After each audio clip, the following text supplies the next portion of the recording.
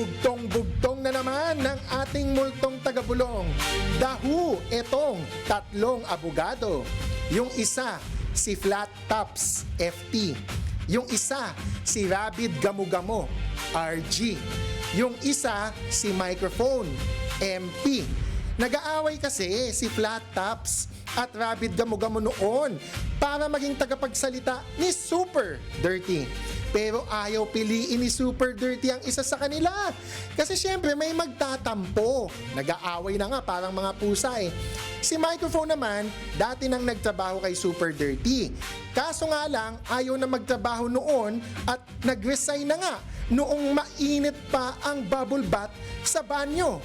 Pero pinapabalik siya ni Super Dirty para maging abogado at tagapagsalita niya because it will hit two birds with one stone.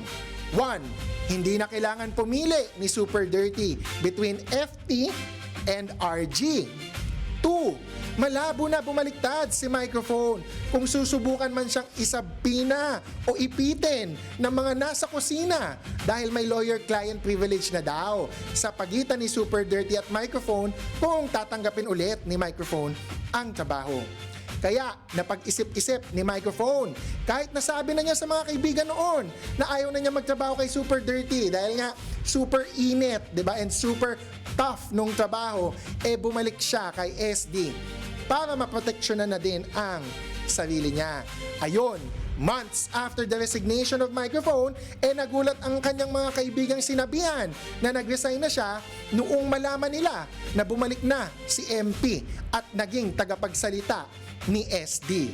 So, sino si Flat Tops? Sino si Rabid Gamo-Gamo? At sino si Microphone? Ang dami nating huhulaan ngayon ha. Kasi nakaka-4 na linggo na yata tayo o 3 linggo eh. Etong si Rabid Gamo-Gamo, RG. Dati ayaw na ayaw niya kay Super Dirty. As recent as 2024, madami pa siyang social media posts si Rabid Gamo-Gamo laban kay Super Dirty na pinagtatawanan niya. She was making fun of SD. Nag-iba lang ang tono niya at sumisip-sip na kay SD after matalo sa 2025 elections. Kaya alam nyo na yan. Sino si RG? Si Flat Tops ay malakas ang dating pero maiksi ang pasensya. Mabilis mapikon, lalo na kapag minaliit mo at inaway mo siya. Mortal na kaaway po siya ni Rabid Gamo-Gamo dahil nagkakasuhan sila or nagkasuhan sila. Pero mas lamang si Flat Tops, unfortunately, dahil naharangan niya ang pag-upo sa kongreso ni Rabid Gamo-Gamo noong certain election. Huwag na natin masyadong specify. Kamakailan lang in-expose ni Flat Tops ang hypocrisy at kainsuka ni Rabid Gamo-Gamo. Sino si Flat Tops? Ito malamang NBI director, I'm sure. Alam mo na sagot. Kanina parang sabi mo, nahulaan ko na. Hindi mo pa alam. Sabi mo maiksi. Maiksi ang pasensya. At wag mong mamaliitin. Oo. Director. Malaking tao eh. Malaking tao yan. Okay. Favorite ko rin yan. Favorite ka din yan. Oo. Okay. Ano meron?